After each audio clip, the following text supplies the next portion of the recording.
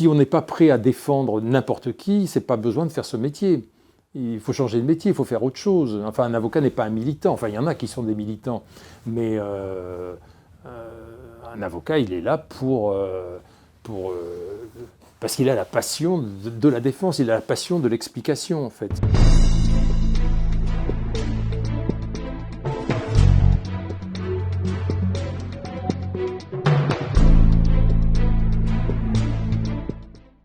Et ben moi, je suis devenu avocat un petit peu à cause de personnages comme Jacques Izorni, comme Maurice Garçon, comme René Fleuriot, Alberno, Tixier-Vignancourt, il y en a toute une flopée, de gens qui ont personnifié la défense, qui m'ont donné envie, quand j'étais gamin, de devenir avocat pour défendre des grandes causes. Alors le problème, c'est que eux, ils avaient beaucoup de chance par rapport à ça, parce que les grandes causes, à leur époque, elles étaient évidentes. Il y avait notamment de grandes causes politiques, de grands procès politiques, chose qui a aujourd'hui totalement disparu. Et en fait, j'ai écrit 2 livres aux belles lettres. Le premier, c'est les procès historiques de Maurice Garçon. Le second, c'est les procès historiques de Jacques Izorni, qui sont un peu les dossiers que j'aurais aimé plaider en tant qu'avocat. Parce que défendre le maréchal Pétain, défendre Robert Brasillac, défendre René Hardy, c'est quand même, pour un avocat, c'est le bonheur, quoi. Voilà. Donc, le premier livre que j'ai publié aux Belles Lettres prenait 4 dossiers plaidés par Maurice Garçon, et le suivant, c'est également un certain nombre de dossiers plaidés par Jacques Izorni. Alors Jacques Izorni, il est extrêmement intéressant, parce qu'il est l'incarnation même de la défense, dans ce qu'elle a de plus noble, c'est-à-dire la défense politique. Et il est extrêmement intéressant parce qu'il défend tout le monde. Un avocat doit défendre tout le monde, par nature. Mais on s'aperçoit en réalité que souvent, ce n'est pas le cas. Que souvent, pour des raisons X, tel avocat va être présent à tel moment et puis il va disparaître à un autre moment. Pour Izorni, ce qui est intéressant, c'est qu'il est présent sous l'occupation, il défend des communistes. Il est présent sous l'épuration, il défend Pétain, il défend Brasillac. Au moment de la décolonisation, il défend des nationalistes tunisiens. Et après, au moment de la guerre d'Algérie, il va défendre des soldats de l'Algérie française. Donc il est toujours là, c'est un témoin finalement, c'est un témoin privilégié qui nous permet d'aborder toutes ces histoires très douloureuses, finalement, sous un œil un peu nuancé, parce que, étant donné qu'il est du côté de la défense, il cherche toujours à savoir les mobiles qui ont fait agir les hommes. Et ça, il n'est pas dans le jugement. Aujourd'hui, on juge tout. C'est du noir et du blanc. Avec un avocat qui n'est pas impliqué directement dans ces combats-là, il est chargé de nous expliquer pourquoi. Voilà, pourquoi on a eu telle position, pourquoi on a eu telle attitude. Et c'est en cela que Izorni, plus encore que tous les autres, est passionnant parce que les autres, par exemple Tixier-Vignancourt, c'est quelqu'un qui va défendre, qui est effectivement très impliqué au niveau politique, un militant d'extrême droite qui ne défendra que les soldats, les partisans de l'Algérie française, mais qui par contre est totalement absent sous l'occupation, est totalement absent sous l'épuration. C'est valable aussi pour René Fleuriot ou pour Alberno. Enfin, ils en est le seul à être présent tout le temps. En fait, il est tout le temps là. Il est tout le temps là. Il est tout le temps du côté des prisonniers. C'est une question que Jacques Chancel lui avait posée lors d'un radioscopie. Il lui disait, mais finalement, au moment de la guerre, là, vous étiez de quel côté? Il avait répondu, bah, moi j'étais du côté des prisonniers. C'est-à-dire que sous l'occupation, j'ai défendu des communistes parce que c'était eux les prisonniers. Et puis sous l'épuration, j'ai défendu les collaborateurs parce que c'était eux les prisonniers. Mon métier, c'est de défendre les prisonniers. Izorni, c'est quelqu'un qui est extrêmement caricaturé. Parce qu'il a défendu Pétain, parce qu'il a défendu Brasillac, on l'a considéré comme un type d'extrême droite, ce qui est absolument stupide. Izorni est tout sauf d'extrême droite. Izorni, il est au plafond, il est ailleurs, il est où vous voulez, mais il n'est ni à droite ni à gauche. C'est quelqu'un qui disait « je suis modéré, mais sans modération ». Voilà, en fait, c'est ça.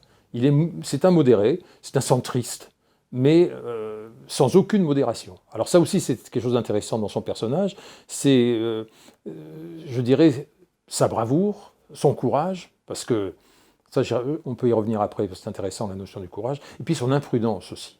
C'est quelqu'un qui gaffeur, c'est quelqu'un qui a peur de rien, qui est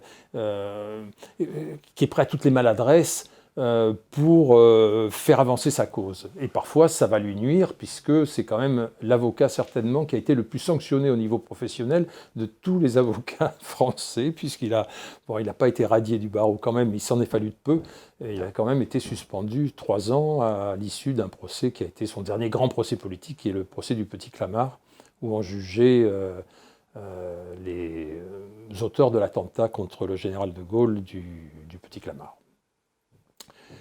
Je parlais du courage, oui. Un avocat, c'est un homme seul. C'est un homme seul qui, de temps en temps, a affaire à des circonstances où il peut penser que sa vie peut être en danger. C'était le cas sous l'occupation. Quand Izorni défend des communistes devant les sections spéciales, il y a des membres de la Gestapo qui assistent à l'audience, qui écoutent ce que les avocats disent. Et il y a pas mal d'avocats qui, à l'issue de certaines audiences, ont été arrêtés et déportés, notamment une amie très proche d'Izorni qui s'appelait Odette Moreau, qui a été déportée à Ravensbrück en 1943, après avoir défendu un certain nombre de militants communistes. La chose se retrouve également au moment de la libération. Quand on défend un collaborateur et qu'on entre dans un prétoire où il y a 150, 200 ou 300 personnes qui sont tous des victimes de la guerre, qui sont tous des gens qui, pour les uns, ont eu un frère fusillé, pour les autres, des parents déportés ou des choses comme ça, et qu'on essaye de sauver la tête de celui, parce qu'à ce moment-là, évidemment, il y a la peine de mort, hein, on ne rigole pas. Eh bien, on est tout seul, quoi. On est tout seul et comme on a le tort souvent d'identifier l'avocat à son client, ça peut présenter un certain danger. Voilà. Et Izorni, de ce point de vue-là, est d'un courage tout à fait exceptionnel. C'est des gens qui ont disparu, qui n'existent plus. C'est comme Maurice Garçon, c'est des gens qui lisent le latin, comme aujourd'hui on lirait un roman policier, qui sont ce qu'on appelait des honnêtes hommes à l'époque. Enfin, ils sont très cultivés. C'est aussi des avocats qui, il faut bien voir ça, c'est quelque chose qu'on a complètement oublié, mais qui ne font que plaider. Ils ne font pas des travaux d'écriture. Il y a des avoués qui sont là pour ça. Eux, on appelait ça au barreau des seigneurs. C'est des gens qui, effectivement, vouent tout leur temps à la parole, à l'exercice de la parole. Il n'y a que ça qui compte. Il n'y a que l'audience qui compte. Un livre d'action. Hein, c'est un livre qui raconte ses procès, qui raconte ces moments incroyables où, effectivement, on défend dans des circonstances qu'on ne peut même pas imaginer aujourd'hui. Donc des communistes sous l'occupation, ensuite des gens comme Brasilia, qui était donc à la fois un romancier, à la fois un journaliste, et puis un polémiste terrible, qui écrivait dans une revue qui s'appelait Je suis partout. Et en septembre 1943, Brasillac a pris du recul par rapport à cette activité-là. C'était un modéré, en fait, au sein de l'équipe de Je suis partout, aussi paradoxal que cela puisse paraître. C'était un modéré, et au moment de la libération, il est resté. Il est resté, et on a, pour le faire sortir de sa clandestinité, on a arrêté sa mère, en fait. Et quand il a appris ça, il est allé se livrer, et sa mère a été libérée. Voilà. Et là, il y a eu un jugement qui a porté uniquement sur les articles qu'il avait pu écrire dans la presse collaborationniste à l'époque. Et Izorni l'a rencontré à ce moment-là. Izorni, c'était pas du tout un type qui avait des idées vichistes. Au contraire, ça j'en parle un peu dans le livre, quand on voit son environnement, c'est des types qui sont plutôt dans la résistance, qui sont partis à Alger, qui sont pour certains à Londres, qui sont dans la clandestinité. C'est ça, son rayon, c'est ça. Donc lui, il découvre un petit peu à ce moment-là Brasillac et les opinions que Brasillac représente. Et il va y avoir quand même une espèce de sympathie qui va se... Parce qu'ils ont le même âge, parce qu'ils ont un peu la même culture, parce qu'ils sont tous les deux passionnés de cinéma. Ils vont sympathiser, ils vont se rencontrer dans des circonstances très étranges, pas très longtemps, mais il y a une vraie amitié qui va naître de ça. Et cette exécution à laquelle il va être confronté, pour lui, ça va être vraiment un choc qui va faire de lui, sous la 4e République, donc le seul député qui va vraiment intervenir pour que la peine de mort soit abolie. Alors, ce qui est formidable aussi avec Izorni et ses procès historiques, c'est la documentation que nous avons à notre disposition. Parce que tous les dossiers d'Izorni ont été donnés à l'Ordre des avocats de Paris. Et alors là, j'en profite pour citer le nom de Yves Ozanam, qui était l'archiviste à l'époque de l'Ordre des avocats de Paris. C'est un type formidable, avec une grande barbe, tout à fait merveilleux, et qui pendant 3 semaines m'a apporté dans la salle de la conférence, enfin que les avocats connaissent, dans l'ancien palais de justice, tous les dossiers politiques d'Izorni. Il m'avait donné, Izorni avait fait une espèce d'inventaire où il y avait un numéro pour chaque dossier. Par exemple, Pétain, c'était le numéro 453, Brasillac, le numéro 385, enfin bon. Et donc il m'a apporté cette documentation qui est absolument... inouï, où il y a toutes les lettres, parce que Izorni ne cachait rien. Dans ses dossiers, il y a ses notes d'honoraires. On peut voir pour quel prix, par exemple, il travaillait. Ça aussi, c'est une vertu d'avocat, c'est le désintéressement. Et de ce point de vue-là, on peut dire que Izorni disait toujours, d'ailleurs, en parlant de ses confrères, il disait un tel, Georges Izard, en l'occurrence, Georges Izard, c'est l'avocat des grosses fortunes, et moi, je suis l'avocat des grandes infortunes.